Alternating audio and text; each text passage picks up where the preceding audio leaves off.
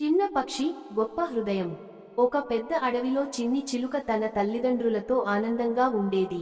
ఒకరోజు పెద్ద వర్షం కురిసి గాలులు బలంగా వీచాయి.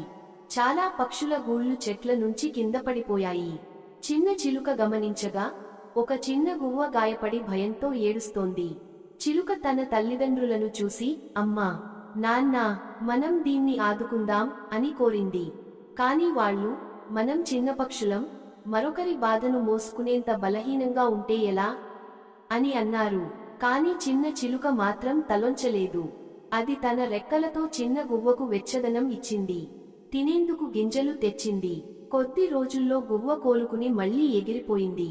కొన్ని నెలల తర్వాత ఒక పెద్ద చిలుకల బంధం ఆ అడవిలోకి వచ్చి చిన్న చిలుకను చూసి ప్రశంసించింది.